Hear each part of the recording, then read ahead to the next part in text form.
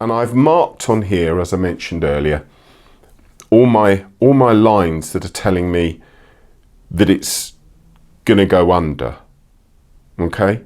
Where it's going to be attached, how it's going to attach to the next piece. So I've got I know where it's going to be going under. I've got my stitch lines there. And again, you know, I've just put rough dots at this stage. But what I have done is I made sure that I've done a precise-ish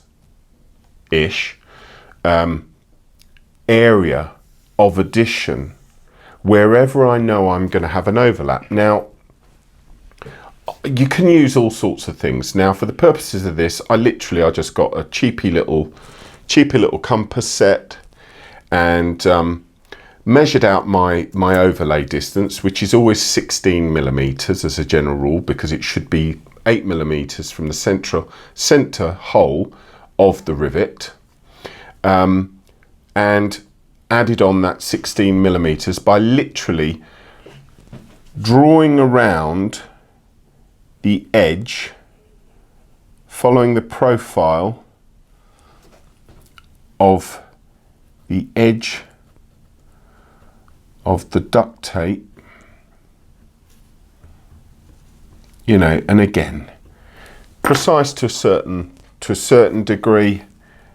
And I've also put little markers because I wanted to keep a little bit of precision in there. I put on little markers there just to let me know that's the distance when you're dealing with complex curves. What I could have done, I could have used just a set of calipers, double pointed calipers, and could have just scored the lines in to begin with and then gone over them with a pencil.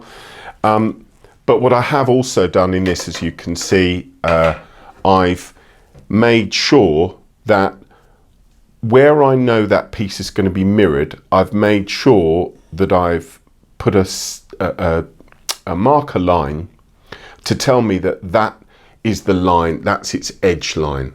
Okay, so where it's going to be folded, that's its edge line. And I've done that on all these pieces, and I've divided the two so I know that this is the front of the armour and this is the back three sections of the armour. And you'll see, even in there, you'll see there's little puckers in there, and I cut it by accident, I split it there. Now, it doesn't matter.